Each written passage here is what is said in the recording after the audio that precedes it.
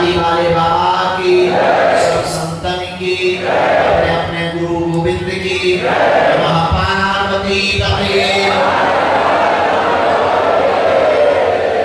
भगवान श्री सीताराम जी की मंगलमयी कृपा, बागेश्वर बालाजी के चरणों का आशीर्वाद, दादा गुरु जी के पुण्य प्रताप और श्री सन्यासी बाबा के भगवान का प्रभाव, जिनके प्रताप के कारण पावनपीठ बागेश्वर धाम की इस दिव्य धरा पर आने वाले लाखों लोगों के मानव जीवन की दैनिक दैनिक भौतिक समस्याओं के समाधान का रास्ता प्रशस्त होता है। ऐसे कली काल में सनातनियों की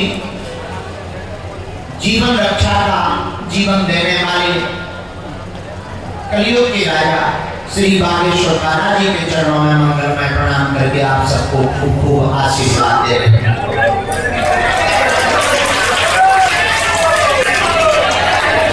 बालाजी आपकी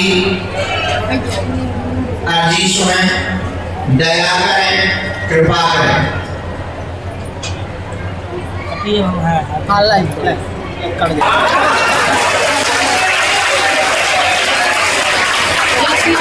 वो बात अलग है, तुम्हारी घड़ी के 12 बजने वाले हैं, हमारी शकल के 12 बजने वाले हैं, लेकिन हमें 8 बजे कहा था घड़ी लेके कोई हम समय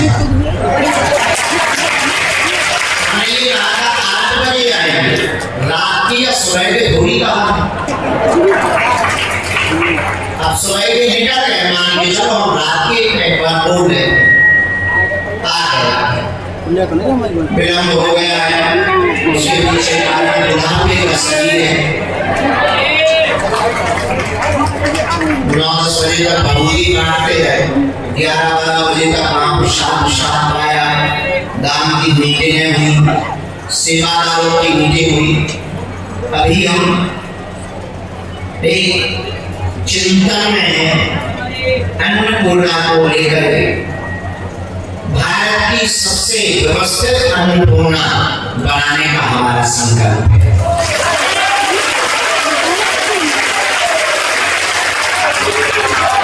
तो भाई तो है ही है।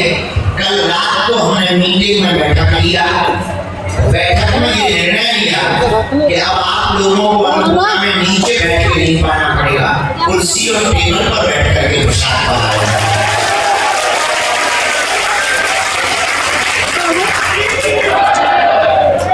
सी दिक्कत जा रही थी, लेकिन हनुमान जी महाराज पूरी कर रहे हैं, बालाजी पूरी कर रहे हैं।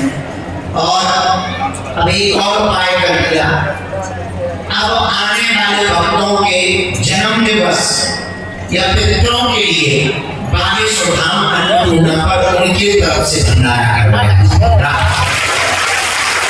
किसी का जन्मदिन है, पिताजी के लिए, माताजी के लिए, या पितरों के स्मरण में, या पिताजी के पुण्य स्मरण में, दादाजी के पुण्य स्मरण में, उन सबके लिए हमने मीटिंग में बैठक में ये निर्णय लिया कि अब सबके द्वारा यह सेवा का संचालन होना चाहिए।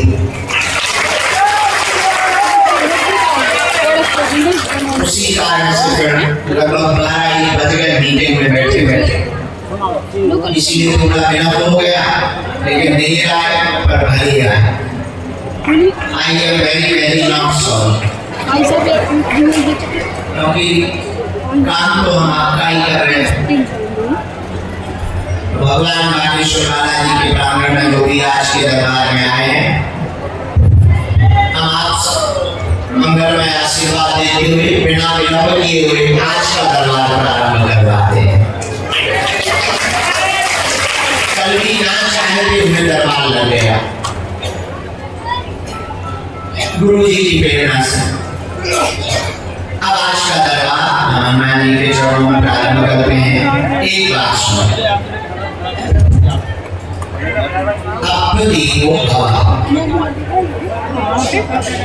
अपने दीपक आप स्वयं बनाओ। दूसरों की रोशनी में कब तक पथ का प्रदर्शन करोगे, कब तक चलोगे? दूसरों के दिखाए रास्ते पर जब तक चलोगे तब तक तुम पथ के गुलाम बने रहोगे। अपना रास्ता खुद ढूंढो, उसके लिए स्वयं दीपक बनो, स्वयं उजाला बनो। दूसरों के बताए हुए उजाले से चलने वाला कभी भी अपनी मनमर्जी की स्वतंत्रता प्राप्त नहीं कर सकता। और जीवन मौज का साधु और साधक कहते हैं अप्रदीप भव। हमको अपने रास्तों का दिया स्वयं बनना है। ये बात अगर हम ऐसे बोले तो अतिशयोक्ति नहीं। आप कब तक दूसरों के पास जाकर अपने प्रश्न का उत्तर लेते रहोगे? आप स्वयं प्रश्न का उत्तर खोजना प्रारंभ करें।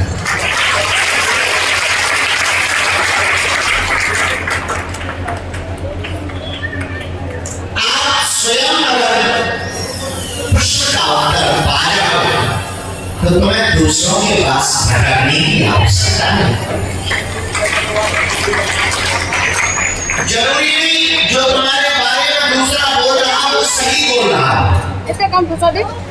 वो अपना अनुभव और अपनी शक्ति बोल सकती है, पर आपके प्रश्न के बारे में आपका जो उत्तर होगा वो जरूर सही होगा, क्योंकि आपको अपनी हालत पता है कि किस गली से गुजर है, स्थिति पता है कि किस मोड़ पर खड़े हो। इसलिए मेरे पास आज के दरबार की चर्चा में एक विचारणीय विषय है। आप स्वयं हनुमान जी के साधक बनो तो तुम्हें दरबारों में किसी के पास जाने की आवश्यकता नहीं पड़ेगी। स्वयं साधना करो और बालाजी से जुड़ो, हमारी जरूरत नहीं पड़ेगी। हम मिले या ना मिले, हम रहे या ना रहे, विषय ये है कि हम कब तक रहें। अरे उतना नहीं आने शरीर है, आना जाना लगा, पर तुम फिर करोगे क्या? या आने वाली तुम्हारी पीढ़ी क्या करेगी? क्या तुम ऐसे ही भटकते रहोगे? अभी अपने से पूछना, क्या तुम ऐसे ही उत्तर पाने गुरुओं को बदलते हो? क्या तुम ऐसे ही उत्तर पाने तरह तरह के बाबाओं के पास जाओ? धोखे से कहीं गलत जगह चले गए तो लौटाना पड़ेगा, पछताना पड़ेगा। इसलिए एक काम करो, नेक काम करो, और वो ये करो कि तुम दूसरों का चक्कर छोड़कर दूसरे जिनके चक्कर में पड़े हैं ऐसे हनुमान जी के चक्कर में स्वयं पड़ जाओ।